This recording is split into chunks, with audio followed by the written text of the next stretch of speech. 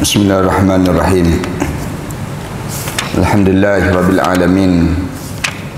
Wassalatu wassalamu ala asyrafil anbiya'i wal mursalin wa ala alihi wa sahbihi ajma'in. Subhanaka la ilma lana illa ma 'allamtana innaka antal alimul hakim.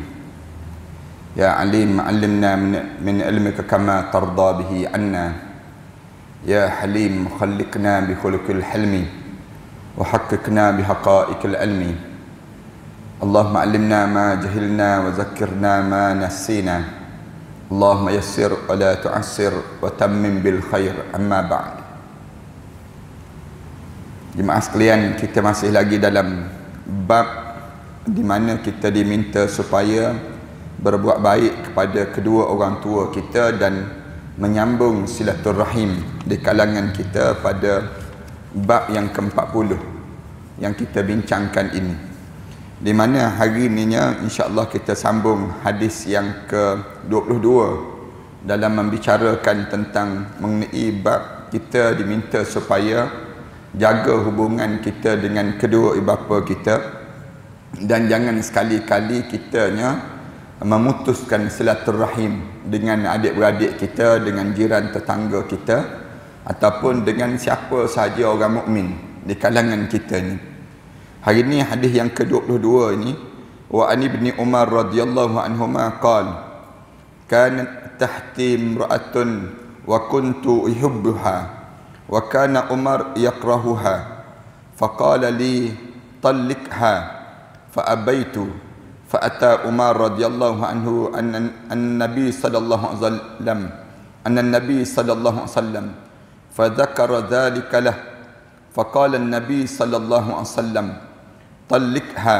رواه أبو داود والترمذي وقال حديث حسن صحيح. Satu peristiwa yang berlaku dalam keluarga Sayyidina Umar. Keluarga Sayyidina Umar ni ceritanya datang daripada Abdullah bin Umar radhiyallahu anhuma. Mudah-mudahan Allah redha pada mereka berdua. Cerita di mana katanya Abdullah bin Umar ini, anak Sayyidina Umar, dia cerita kanat tahti imra'atun. Aku ni mempunyai seorang isteri. Aku ni ada isteri. Di bawah aku ni ada seorang perempuan yang dijadikan isteri. Wa kuntu uhibbuha. Aku ni menyayangi isteri aku ni. Katanya Abdullah bin Umar, aku ni dengan isteri aku ni, aku cintai dia dan aku sayangi dia. Wa kana Umar yakrahuha. Tapi manakala ayah aku Umar benci pada isteri aku ni, tak suka dengan perangai dia ke, dengan sikap dia ke, dengan kata-kata dia ke, tak tahulah. Tapi Sayyidina Umar, bapa mertua ni, tak suka kepada menantu perempuan ini. Faqala li talliqha. Manakala yang disebut dengan apa dia, yang namakan dengan Sayyidina Umar ni, bila dia tak suka dengan menantu dia perempuan ini, dia sebut pada anak lelaki dia tu, Abdullah bin Umar ni, ceraikanlah isteri kamu. Cerai isteri kamu tu. Dia sebut demikian. Lalu apabila dia sebut saja begitu, fa abaitu, aku enggan. Aku tak nak, kerana aku sayang. Abdullah bin Umar ni cerita demikian. Akunya takkan aku nak cerai, aku sayang. Fa abaitu. Fa ata Umar radhiyallahu anhu an-nabi sallallahu alaihi wasallam. Fa dzakara dzalika lah.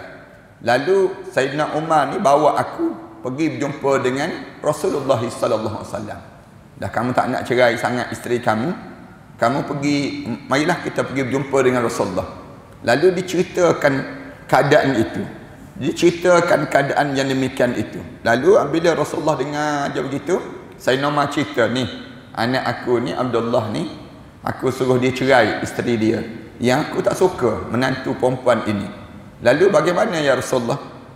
Faqala Nabi sallallahu alaihi wasallam. Lalu Rasulullah kata, talliqha, ceraikanlah. Rasulullah sebut demikian. Maknanya kamu kena dengar kata-kata ayah kamu. Jangan kamu dengar kata isteri kamu, jangan. Tetapi bila berlaku konflik begini, berlaku perbalahan ataupun keadaan yang sebegini, anak lelaki ni kamu kena dengar siapa dalam hidup kamu? Kamu kena dengar mak dan ayah kamu. Dia lebih besar daripada yang namakan dengan isteri kamu. Walaupun kamu sayang pada isteri kamu tadi, tapi oleh kerana mak ayah ni dia besar dalam kekeluargaan ini, maka dalam keadaan sebegini cerai itu lebih utama dibandingkan dengan yang disebut dengan kitanya menyayangi isteri kita tadi. Ni waqala hadis hasan sahih. Hadis ni hadis yang kuat yang cerita tentang mengenai peristiwa kekeluargaan yang berlaku ini sendiri. Nak sebutnya bahawa dalam hidup kita ni, mana-mana anak lelaki dia kena jaga hati mak ayah dia jauh lebih utama daripada dia jaga hati isteri dia. Bila dia bertembung di antara kehendak isteri dia dan kehendak yang disebut dengan mak ayah dia, maka besarkanlah kehendak mak ayah dibandingkan dengan kehendak isteri dan anak-anak. Tu ni anak lelaki, dia kena jaga demikian. Mana kalau orang perempuan bila tengok saja yang suami dia ni ada mak, ada ayah, ada yang disebut dengan ada lagi tanggungjawab dia, maka seorang isteri ni peranan dia kena tolong dan bantulah yang namakan dengan suami dia tadi. Selagi mana suami dia ni taat pada perintah Allah, kita kena jaga. Jangan kita melintang, dipanggil.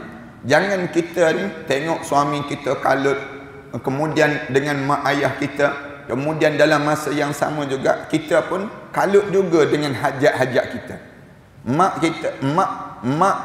mertua kita ni kadang-kadang dia sakit, misal contohnya, ataupun ayah mertua kita ni kadang-kadang dia sakit, memerlukan perhatian daripada seorang anak kepada mereka tersebut. Kita pula sibuk nak tarik. Kita kata tak payahlah bang, adik-beradik lain ada lagi, misal contohnya. Adik-beradik yang lain tu ada lagi, takkan abang semua nak kena jaga.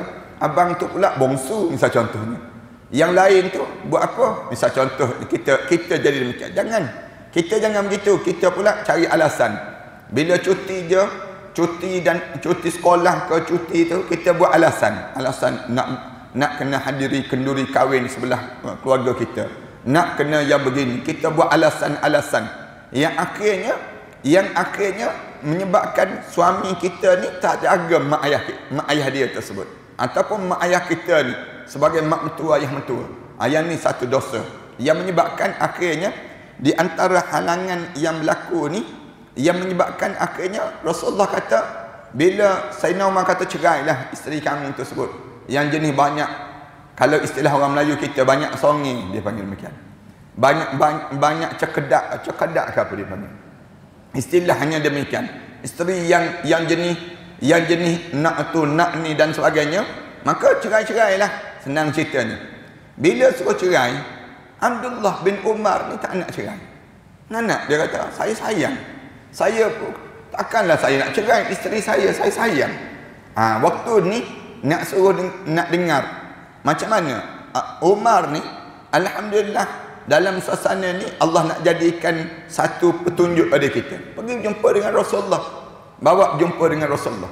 Bila jumpa dengan Rasulullah, cerita keadaan yang berlaku, Rasulullah kata, cerai isteri kamu. Talikha, cerai isteri kamu tersebut. Ni padahal kita bayangkan kan, cerai ni abghadul halal indallahi at-talaq. Sebenci-benci perkara yang halal yang Allah paling benci atas dunia ni ialah cerai. Cerai ni satu benda yang halal yang Allah benci. Benda-benda paling yang halal tapi Allah paling tak suka ialah cerai. Tiba-tiba bila bertembung sebegini, tiba-tiba disuruhnya cerai. Maknanya apa dia? Besarnya nilai ibu dan ayah dalam kekeluargaan kita. Jangan kita ni nak jaga isteri sampai kita ni tak terjaga mak ayah dalam hidup. Ni tolong ingat betul-betul bagi orang lelaki terutamanya dan orang perempuan dalam kekeluargaan. Kalian mesti jaga mak ayah itu besar dalam hidup kalian. Jangan sampai peringkat kita ni, mak ayah kita ni tak terjaga. Mak ayah kita ni kita tak terjaga, tapi keluarga kita jaga. Yang ni yang bahaya. Ramai dah orang mati dalam keadaan derhaka pada mak ayah. Ramai dah jadi demikian. Lelaki yang macam ni lelaki yang jahat, lelaki yang kejam dia panggil. Kalau sekiranya kitanya hidup dalam keadaan jaga isteri melebihi jaga mak ayah kita. Jaga mak ayah tu jadi besar pada diri seorang. Manakala isteri dia jaga suami dia. Yang tu yang besar dalam hidup dia untuk melayakkan kita masuk dalam syurga Allah.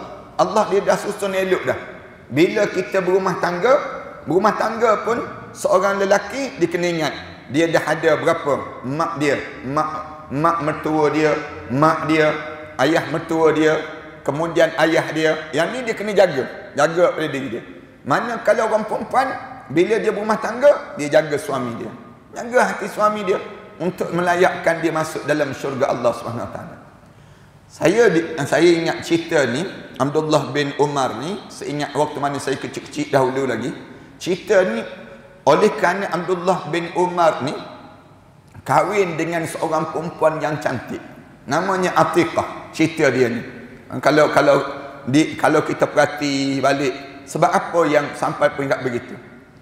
Puncanya kahwin dengan perempuan yang cantik. Perempuan yang cantik di kota Madinah di waktu itu ada seorang perempuan namanya Atiqah. Atiqah ni cantik sungguhlah. Ramai sahabat-sahabat nak pada dia, nak kahwin dengan dia. Dianya pula bila orang nak dia tolak, tak terima. Tiba-tiba bila Abdullah bin Umar masuk minat dia terima. Ni kelebihan Abdullah bin Umar. Atiqah ni kahwin. Lalu Abdullah bin Umar ni suka sangatlah sebab orang lain semua kena reject. Dia seorang diterima. Bila diterima tersebut kahwin. Bila kahwin ni puncanya seingat anak ceritanya waktu mana bila mula kahwin tu dia tak datang sembahyang berjemaah. Nak datang sembahyang berjemaah. Mula-mula kahwin tu kemudian tak datang sembahyang berjemaah. Mula-mula kahwin tak apalah, tak datang. Dalam Islam diajar kalau kahwin dengan dalam hukum fiqh kahwin dengan anak dara seminggu boleh tak datang sembahyang berjemaah. Kahwin dengan anak dara seminggu ni Rasulullah bagi MC dia panggil macam. Maknanya bolehlah kamu tak datang sebab kamu boleh cek sembahyang dia, bacaan Quran dia, baca cek semua. Yang ni ditengok dalam masa seminggu. Lepas seminggu kena datang. Kahwin dengan janda Rasulullah bagi cuti 3 hari saja. 3 hari dia tak datang sembahyang jemaah. Kita kata balik, tu yang tak datang sembahyang jemaah tu kahwin tiap-tiap hari dah tu. Dia kahwin tiap-tiap hari dia tak datang sembahyang berjemaah senang. Yang dia bila dia tak datang sembahyang berjemaah tu lebih pada sebulan. Tiap kali mana Sayyidina Umar lalu saja dekat bilik, dua orang ni bunyi kik dalam bilik. Ketawa, bergurau senda tak habis-habis dia panggil. Maknanya oleh kerana asyiknya dia dengan isteri dia. Abdullah bin Umar. Sampailah bila Sayyidina Umar pergi sekali semayang mendengar ketawa, balik semayang dengar ketawa lagi dalam bilik. Maknanya hidup ni ceria sungguhlah. Sayyidina Umar pun ketuk pintu bilik, Sayyidina Umar panggil, Abdullah keluar kata. Keluar. Bila suruh keluar itu Abdullah pun keluar tu dia kata cerai isteri kami. Yang tu yang cerita jadi demikian tu. Bila suruh cerai tak tahu sebab apa. Dia pun tak nak. Kenapa nak cerai? Tu yang dia tak panggil pergi jumpa dengan Rasulullah. Dia cerita pada Rasulullah. Ya Rasulullah, dia kata anak aku ni Abdullah tak nak cerai isteri. Kemudian dia cerita. Sebab apa? Antara cerita sebab tu dah. Bila dengar je begitu Rasulullah kata talikha, cerai. Rasulullah sebut cerai. Kamu tu anak lelaki, ayah kamu suruh kamu cerai isteri kamu, cerai lah. Suruh cerai. Rasulullah kata talikha, cerai. Rasulullah sebut. Abdullah bin Umar dah Rasulullah sebut, ayah pun sebut, cerai. Cerai dia panggil demikian. Bila cerai ni termenung. Ni cerita ni panjang juga cerita dia ni. Termenung terus. Dua-dua termenung. Dia panggil angau lah jadi. Angau dua-dua orang jadi teringat balik. Dah cerai. Lama sikit tak habis iddah lagi. Sayyidina Umar panggil balik. Dengan cerita dia ni. Panggil balik anak dia, panggil balik Atiqah. Panggil. Dua-dua orang tu datang di depan Sayyidina Umar tanya Atiqah, kamu tahu sebab apa ayah suruh kamu diceraikan? Atikah kata, saya tak tahu. Allah wa rasuluhu a'lam. Allah dan juga Rasulullah yang tahunya. Bila sebut saja begitu, menyebabkan Sayyidina Umar sebut, Atikah, kerana kamulah yang menyebabkan suami kamu tak datang semayang berjemaah. Kerana kamu tu, oleh kerana kamu ni sepatutnya kamu jadi isteri, kamulah yang memberi dorongan, sokongan pada suami kamu untuk mentaati perintah Allah. Tiba-tiba kerana kamu ni, dulu perangai Abdullah ni tak macam ni. Bila lepas kahwin berubah perangai. Sebelum kahwin elok, lepas kahwin perangai kamu macam ni pula. Jadi perangai menyebabkan sebelum kahwin elok-elok je berjemaah, cantik je, jaga je perintah Allah. Lepas kahwin ni terlekat dengan kamu. Diam je Atikah pun senyap je. Sayyidina Umar sebut, nak tak kalau aku suruh rujuk balik dengan syarat kamu jangan jadi penghalang pada suami kamu, jangan kamu jadi halangan. Atikah berjanji, ya Atikah janjilah, ya saya janji saya tak akan begini-begini. Sebutlah, dia hanya sebut. Sayyidina Umar pun sebut pada anak dia Abdullah bin Umar, dia sebut rujuk sekarang. Rujuk ni mudah ya dalam Islam. Rujuk ni bila dia sebut saya rujuk, itu khusus untuk hak seorang lelaki. Disebut demikian. Rujuk ni dia berada pada orang lelaki dalam tempoh iddah. Jadi orang perempuan bila suami dia bekas suami dia sebelum daripada ni sebut rujuk, maka terjadi balik ikatan tadi. Itu cara demikian. Rujuk ni ulama-ulama kata sama ada dia sebut saya rujuk ataupun dia kenyik-kenyik mata, misal contoh. Dia kenyik-kenyik mata. Lepas tu kita pun senyum, tanda rujuk lah tu.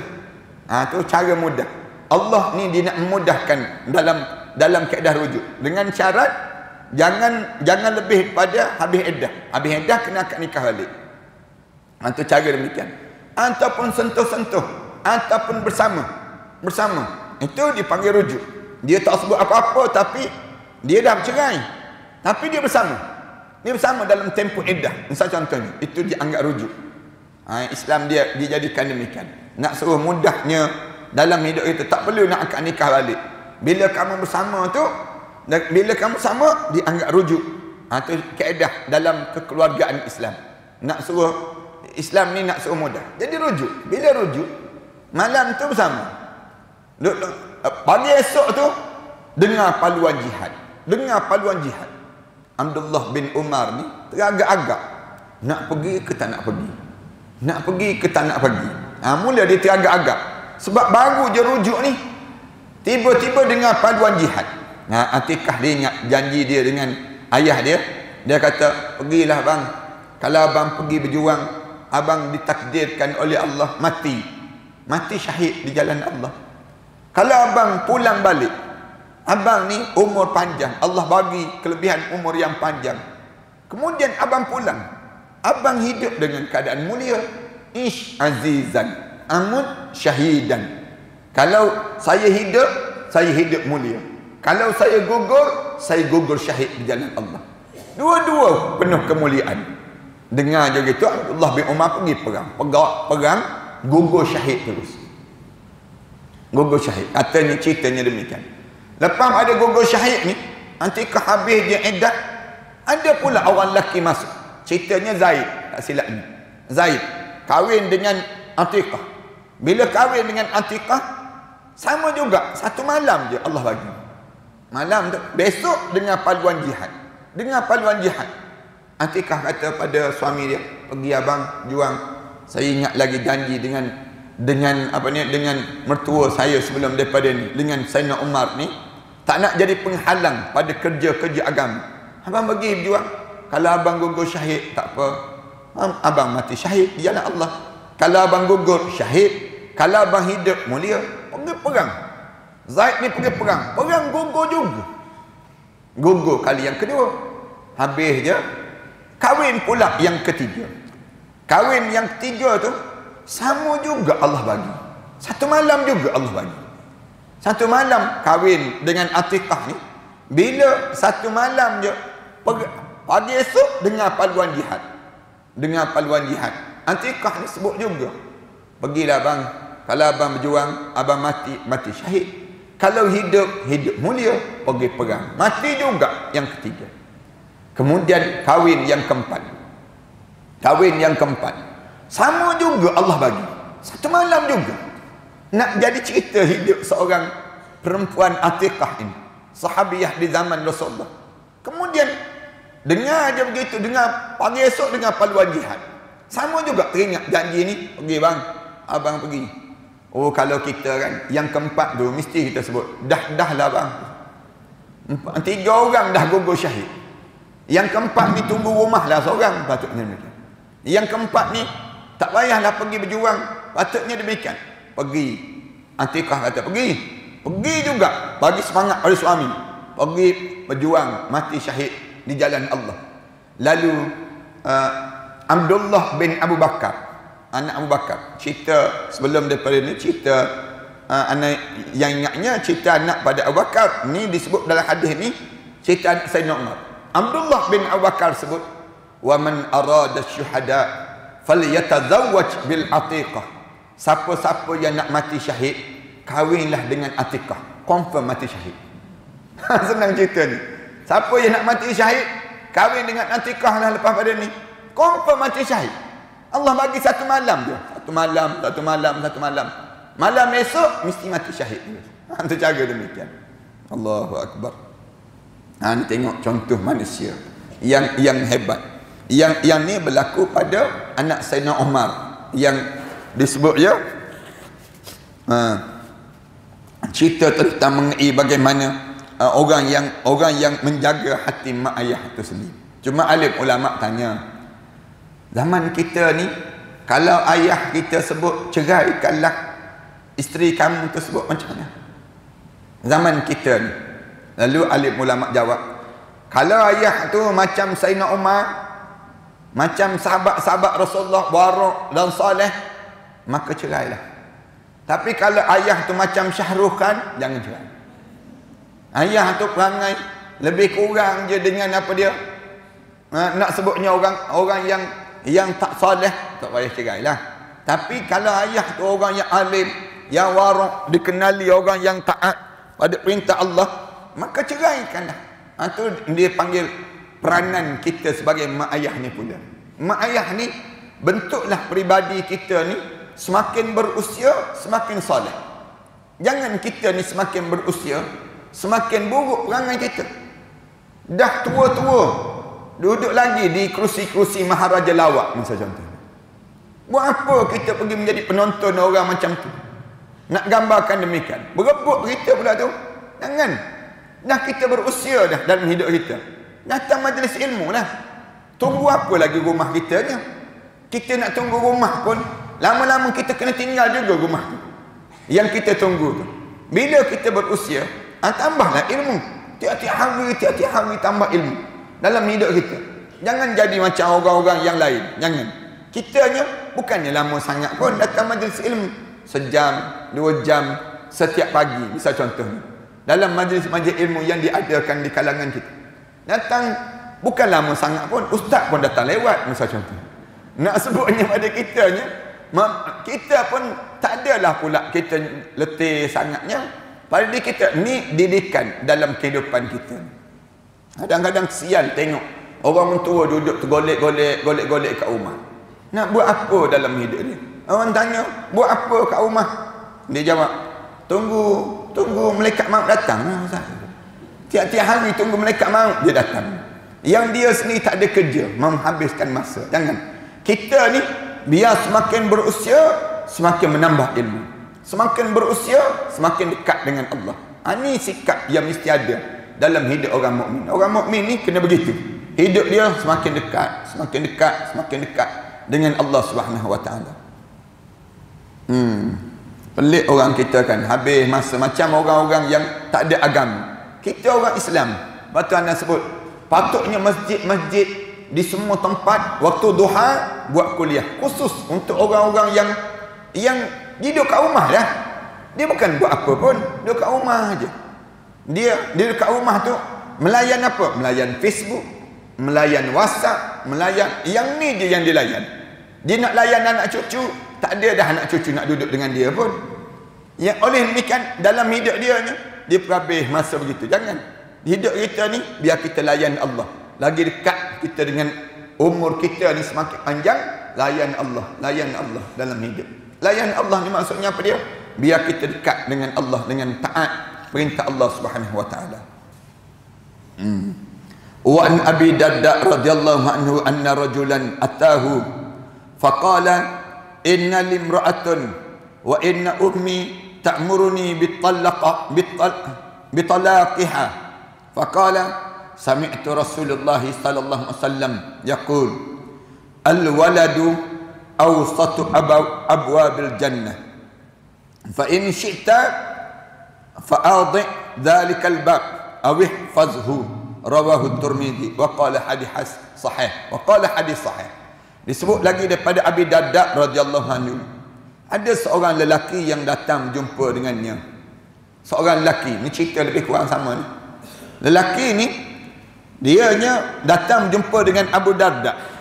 Bila lelaki ni datang jumpa dengan Abu Darda, faqal, lalu dia sebut, inna limra'atun, aku ni ada seorang isteri. Inna limra'atun, aku ni ada seorang isteri. Kemudian wa inna ummi ta'muruni bitallaqaha, tapi mak saya pula sentiasa sebut pada saya, ceraikanlah isteri kamu tu. Arahkan saya, ceraikan isteri kamu tadi. Faqal, lalu kemudian Abu Darda dia dengar je begitu, lalu dia sebut begitu. Dia jawab balik, sami'tu Rasulullah sallallahu alaihi wasallam yaqul, aku dengar Rasulullah sallallahu alaihi wasallam telah bersabda. Rasulullah telah bersabda, al-waladu awsatu abwabul jannah. Ibu dan bapa kamu tersebut adalah pintu yang paling tengah di antara pintu-pintu syurga. Kalau kamu nak masuk syurga, pintu dia ibu bapa kamu. Itu senang cerita. Pintu dua daun tu senangnya mak dan ayah, senang kita. Pintu tu terbuka nak masuk syurga dengan terbukanya redha mereka. Selagi mana redha mereka tu tak redha pada kamu, tak terbuka pintu tu. Tak terbuka pintu tersebut. Pintu mak ayah kamu ni besar dalam hidup kamu. Oleh kerana demikian, maka kalau kamu suka, buanglah pintu tu. Rasulullah sebut, kalau fa in syi'ta fa'adhi dzalikal bab aw ihfazhu. Katanya Rasulullah sallallahu alaihi wasallam sebut, kalau kamu suka buang pintu tu, tak perlu ikut perintah dia. Kalau kamu nak lah, kamu nak masuk neraka, kamu buang jelah pintu tu. Tu kalau kamu mampu lah, dan kamu tak payah dengar kata dia. Tetapi kalau kamu nak suruh masuk dalam syurga Allah, nak suruh kamu masuk dalam syurga Allah, awih fazhu, kamu kena jaga mak ayah kamu tu. Kata-kata mak ayah kamu tu besar dalam hidup kamu. Maknanya bila mak kamu suruh cerai isteri kamu tu, wahai anak lelaki, cerai isteri kamu. Cerai isteri kamu tu. Kerana apa dia? Kerana kalau kamu nak masuk syurga, kalau kamu tak nak masuk syurga, kamu tak payah cerai. Kamu tak payah cerai. Kamu tak nak masuk syurga kan? Kamu sayang sangat dengan isteri kamu tu. Kamu nak masuk neraka sangat. Kamu jangan cerai. Dah ibu kamu dah bagi tahu dah, cerai isteri kamu. Kamu ni dah jadi hilang kejantanan, senang cerita ni. Disebut mak ni bagi tahu pada anak lelaki, engkau ni dah pelik sangat dah ni. Jadi pelik dah dalam hidup ni. Segala-gala benda bagi pada isteri. Segala ikut je kata isteri. Kamu ni dah jadi dayus dah ni. Mak dia pun sebut, engkau ni dah tak elok dah dengan isteri engkau ni. Melampau dah. Menantu aku seorang tu, misal contohnya, mak ni nak marah, dia pun kata, cerai isteri kamu, cerai. Lalu Rasulullah kata apa dia? Kalau kamu nak masuk syurga, kamu cerai isteri kamu. Kalau kamu nak masuk neraka, kamu simpan isteri kamu. Kamu simpan. Tu nak sebutnya. Sebab tu bila kita jadi isteri orang, anak nak sebut, jangan berkelahi dengan mertua, jangan berkelahi. Ni kadang-kadang orang kita ni, dia jadi isteri orang, tapi dah nak jadi isteri suami dia. Dia hasut suami dia supaya berkelahi dengan mak dia pula, mak mertua dia pula, berkelahi dengan adik-beradik pula. Ni dengar betul-betul orang lelaki. Mana-mana orang lelaki yang dibaca hadis ni, katakanlah ibu dia ni ibu yang baik, soleh, ibu dia ni salihah, jaga, adik-beradik dia ni pun jaga. Tiba-tiba isteri dia menghasut sehingga hilang kekuatan dia sebagai seorang lelaki. Ibu dia bagi hint pada dia, cerai isteri, cerai isteri. Cari perempuan yang salihah dalam hidup ni, bukan dengan cara kamu membiarkan, meletakkan perempuan itu berkekalan dengan kamu sehingga kamu mati dalam keadaan ibu kamu tak reda pada kamu masuk dalam neraka Allah Subhanahu Wa Taala, tak masuk syurga kamu. Itu kekuatan demikian dalam hidup. Maknanya mak ayah ni jadi besar dalam hidup kita pula. Bila mak ayah kita ni dah berusia, jaga dia, jaga. Mak mertua, ayah mertua kita ni dah berusia. Kita sebagai menantu ni jangan kita buat khianat, jangan kita ni lari, jangan. Bahkan kita tolong dekatkan diri kita.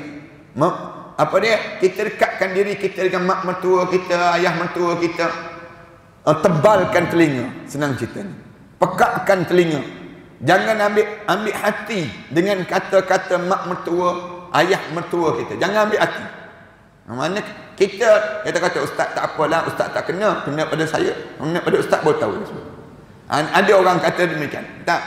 Bukan kena pada saya saja. Nak sebutnya siapa sahaja di kalangan perempuan-perempuan Islam, bila kita ada mak mertua, ayah mertua kita, kena berlapang dada, kena pekakkan telinga, kena keraskan jiwa kita. Dalam untuk apa dia? Tebalkan jiwa kita ni untuk melalui seketika sahaja dia dengan kita untuk dia menghadap depan Allah. Biar dia reda pada kita. Bila dia reda pada kita, tempat kita dalam syurga Allah Subhanahu Wa Taala. Ini kebijakan yang mesti ada, kebijaksanaan yang mesti ada pada perempuan salihah dalam kehidupan ini. Mana-mana orang perempuan, dia kena jadi bijak demikian. Berkebetulan pula mak mertua tu lebih kurang bahaya dengan kita tu. Misal contoh, mak mertua dengan dekat-dekat umur kita. Kita sakit, dia pula sakit. Misal contoh, dua-dua sakit. Yang ni kita kena kuat lagi. Mungkin ini ujian hidup dalam hidup kita. Yang Allah nak bagi syurga ni, mahalnya harga syurga tersebut, sehingga kan Allah jadikan seberat itulah bebanan yang kamu kena tanggung. Itu kena jaga dalam diri kita. Manakala orang lelaki, dengar betul-betul yang saya nak sebut ni. Orang lelaki, dia besar, dia kena jaga mak mertua dia, jaga ayah mertua dia, jaga mak dia, jaga ayah dia. Mak mertua dia kena jaga. Jangan dia anggap bahawa dianya bila dia berumah tangga, dia kena jaga mak dia saja. Tak, mak mertua dia pun dia haram kahwin kan. Dia haram dah kahwin dengan mak mertua dia. Dia tak boleh kahwin sampai bila-bila dah. Katakanlah bercerai, dia cerai isteri dia. Dia boleh kahwin dengan mak mertua dia? Tak boleh dah. Dia panggil haram mu'abbad, haram yang selama-lamanya. Oleh demikian, kamu orang lelaki, bila kamu ada mak mertua, ayah mertua, kamu ada yang disebut dengan ibu kamu, ayah kamu jaga betul-betul. Kalaulah terkeluar daripada mulut mereka, tak selesa dengan isteri kamu, tak reda dengan isteri kamu, dia minta cerai, maka kamu kena cerai isteri kamu. Cerai isteri kamu di saat itu. Ini nak sebutnya gambaran menjadi demikian. Tapi ibu-ibu orang Malaysia kita dengan dia kata, saya tak sampai hati Ustaz. Anak saya dia sebut, anak saya. Tapi dia kecil hati, dia tak sampai hati, dia kecil hati. Itu yang jadi masalah ni. Saya tak sampai hati Ustaz nak tengok anak saya jadi begitu. Saya tak sampai hati, dia sebut demikian. Dia tak sampai, tapi dia kecil hati. Yang menyebabkan anak dia tak boleh masuk syurga tu tak? Mana dia nak? Dalam hidup ni, dia lebih baik berterus terang dengan anak-anak dia. Dia sebut ada anak lelaki dia, bagi tahu ada anak lelaki dia, mak memang tak selesa dengan isteri kamu. Mak tengok isteri kamu tak pandai nak ambil hati mak, hati adik-beradik yang lain. Mak ni kecil hati. Isteri kamu tu asyik tayang je handbag baru yang kamu beli. Asyik pantang je. Misal contoh, pantang ada je hadiah-hadiah yang kamu bagi, dia akan upload terus dalam Facebook. Mak ni sebagai ibu ni, mak kebetulan ada juga Facebook dia sebut. Mak ada Facebook, mak tengok juga menantu mak ni pelik sangat perangai. So, lain cara dia ni daripada menantu-menantu lain. Mak ni sebut terang-terang, mak tak sukalah menantu ni. Dia sebut demikian. Mak tak suka tu, anak lelaki tanya, mak maksudkan apa? Ceraikan dia. Anak lelaki ni balik bagi tahu isteri, aku ceraikan kau. Dia kena sebut demikian. Dia kena sebut. Kenapa? Ibu dia dah bagi tahu yang dia tak selesa dengannya, kerana tak pandai nak jaga. Sebab tu kita ni sebagai seorang isteri kena tahu posisi kita. Macam mana kita nak memposisikan diri dalam kekeluargaan ini. Jangan kita ni bila jadi isteri, kita nak suruh orang lain memahami posisi kita. Keluarga, adik-beradik yang disebut dengan adik-beradik lelaki ni kena faham perangai kita. Kita tak nak cuba memahami bagaimana keadaan kekeluargaan itu. Tak betul dalam kehidupan ini. Ini dia kena belajar. Jadi isteri, jadilah isteri yang taat pada suami, selagi mana tak canggah dengan syariat Allah. Kalaulah mak mertua ni buat zalim pada kita, tempat kita dalam syurga juga. Katakanlah kita kata, saya ustaz dicerai. Kenapa dicerai? Mak mertua saya tak suka dengan saya. Misal contohnya, kenapa? Sebab saya jaga solat, sebab saya tutup aurat. Dia nak menantu yang pakai rambut tu yang macam hantu raya tu misalnya. Dia nak menantu yang jenis pakai ketat-ketat. Saya tak reti nak buat demikian. Saya kena cerai ustaz. Misal contoh ni, demikian. Kita jawab, jangan risau, syurga Allah sedang menunggu untuk kamu. Ini kelebihan kerana kita taat pada perintah Allah. Mana kalau orang buat khianat pada kita, kerana kita taat, kita dapat pahala juga. Yang kita hidup ni, kita nak kepada apa dia? Nak pada redha manusia ke kita nak redha Allah? Bila kita nak redha Allah, tak pedulilah apa sahaja dalam hidup kita. Taat pada Allah itu jauh lebih besar daripada mentaati perintah suami yang suruh kita buat maksiat pada Allah. Itu kena faham konsep dia dalam hidup. Ada beberapa orang perempuan yang datang bagi tahu kepada saya, ustaz, saya ni suami saya buat pilihan, sama ada saya buka kain tudung, saya mesti pakai seksi-seksi, ataupun saya diceraikan. Saya kata pilihan yang baik ialah diceraikan daripada kamu melawan perintah Allah SWT. Kalau kita dikhianati, Allah lebih mengetahui keadaan diri kita. Masa depan hidup kita jauh lebih cemerlang daripada apa dia? Jauh lebih baik daripada suasana yang kita lalui di saat mana kita lawan perintah Allah SWT. Itu yang kita kena faham. Orang perempuan jangan risau. Yang penting jaga perintah Allah. Kemudian taat pada perintah suami selagi mana tidak bercanggah dengan Allah SWT. Bila kita boleh jaga yang ni, insya-Allah tempat kita dalam syurga Allah SWT. Itu keadaan demikian. Kita pula kita kata, yang kedua, satu hari nanti kita akan jadi mak orang dalam hidup kita ni. Kita jangan nampak kita ni jadi anak orang, isteri orang je. Suatu hari nanti kita akan ambil posisi mak mertua, jadi mak mertua orang. Suatu hari nanti kita akan berada pada posisi nenek orang. Kita akan berada tempat tersebut. Kita je tak perasan kita sedang bertukar kedudukan kan dalam hidup kita. Kadang-kadang oleh kerana kita terlampau asyik dalam hidup, tak terbayang satu hari nanti, hari ni kita jadi anak orang, hari ni kita jadi anak perempuan orang, besok lusa kita jadi isteri orang. Berubah dah kedudukan kita kan. Kedudukan kita ni tak sama dah dengan kedudukan sebelum daripada ni. Mula-mula jadi isteri orang tu, kita rasa terawang-awang je rasa pada diri kita. Perhatikan mula-mula jadi isteri pada suami di kalangan kita kan, kita rasa macam kehilangan banyak. Kawan-kawan kita hilang, keluarga kita hilang, kemudian hilang. Tapi sebenarnya kita sedang berubah untuk semakin dekat untuk ke syurga Allah. Itu kaedah dia. Lepas pada kita dah jadi isteri orang, tak lama kita jadi ibu orang pula. Ibu orang pula dapat anak, dapat zuriat. Sebelum daripada ni kita anak orang, tapi sekarang kita dah jadi ibu orang. Kemudian dah lama jadi ibu orang, sekejap lagi Allah alihkan kita ke kedudukan yang lain, jadi mertua orang. Mertua orang pula kita ni. Bila kita jadi mertua orang, kita berubah. Waktu tu cara kita berfikir pun lain, cara kita bertindak pun lain. Tengok anak menantu kita, tengok kekeluargaan anak-anak kita macam mana pula.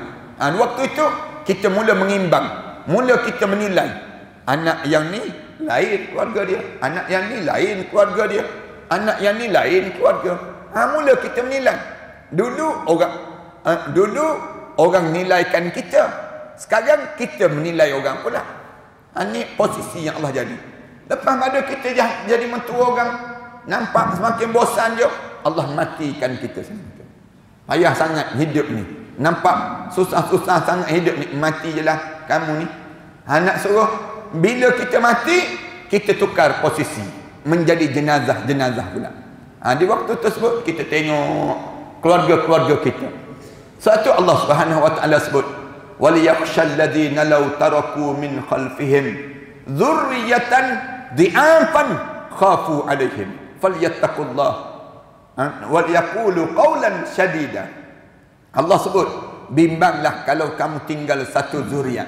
Waliyakhshal ladzina law taraku min khalfihim, di belakang kamu ni zuriat yang dhi'afan, yang lemah, tak ada kekuatan. Khafu 'alaihim, kamu takut di atas mereka semua. Bimbang kamu dengan anak-anak kamu yang tak ada agama, yang kamu tinggal anak-anak kamu bertelagah di atas dunia, berebut harta benda kamu. Khafu 'alaihim, kamu takut di atas perangai-perangai mereka. Falyattaqullah, bertakwalah kamu pada Allah. Wa qulu qawlan sadida, bercakaplah dengan percakapan yang tegas dalam hidup kamu, dalam mentaati perintah Allah Subhanahu wa taala. Ni cerita yang demikian. Nak sebutnya besarnya ibu dalam kehidupan sampai Rasulullah kata dia pintu kepada pintu syurga. Kalau kamu nak masuk syurga, kamu kena ketuk dia dulu. Kalau dia buka, baru kamu boleh masuk. Kalau kamu tak jaga mak ayah kamu tak adanya peluang untuk nak masuk syurga Allah Subhanahu wa taala dalam hidup kamu. Sehingga kan ibu tu suruh talaklah isteri kamu tersebut. Tu sampai tahap demikian. Besarnya nilai ibu bila bertembung di antara kehendak ibu supaya cerai dengan yang disebut dengan kita yang menyayangi isteri kita tadi. Cuma baki lagi, anak nak sebut sikit lagi. Baki lagi kita ni bila ibu suruh cerai, kita mintalah lagi dengan ibu. Ibu bagilah peluang sikit, kita nak betulkan sikit lagi isteri kita ni. Ni anak-anak lelaki. Kita ni bila ibu kata cerai, sekali yang pertama disuruh cerai, kita kata, "Bu, bagilah peluang, bagi peluang untuk dianya betulkan jalan hidup ni." Ini yang pertama. Kalau tak boleh juga, cerai dulu. Cerai dulu, talak satu. Jangan talak tiga terus, jangan. Talak satu dahulu. Bila talak satu tu, isteri kita pun mula terkesan. Daripada cerai tadi, dia sebut, saya akan betulkan balik, bagi peluang pada saya dan sebagainya. Dia pun betulkan balik, bagi tahu pada ibu kita, "Bu dah berubah dah, perangai dia dah begini. Boleh tak saya rujuk balik dengan isteri saya?" Ibu sebut, "Rujuklah." Rujuk balik. Pada diri kita demikian. Ini nak sebutnya pada diri kita boleh jadi cerai tadi memberi pengajaran dalam hidup, memberi pelajaran dalam kehidupan dia. Itu cara demikian. Kemudian wa an Barra bin Azib radhiyallahu anhuma anna Nabi sallallahu alaihi wasallam qala, insyaallah kita sambung hadis yang terakhir ni pada minggu yang akan datang nantilah insyaallah. Wassallallahu ala Muhammad wa ala alihi wasallam walhamdulillah. Bismillahirrahmanirrahim. Alhamdulillahirabbil alamin wassalatu wassalamu ala rasul amin wa ala alihi wa sahbihi ajma'in. Rabbana iftah bainana wa bain qaumina bil haqq wa anta khairul fatihin. Rabbana atina fid dunya hasanah wa fil akhirati hasanah wa qina adzabannar. Sallallahu ala Muhammad wa ala alihi wa sahbihi wasallam. Alhamdulillahirabbil alamin. Allah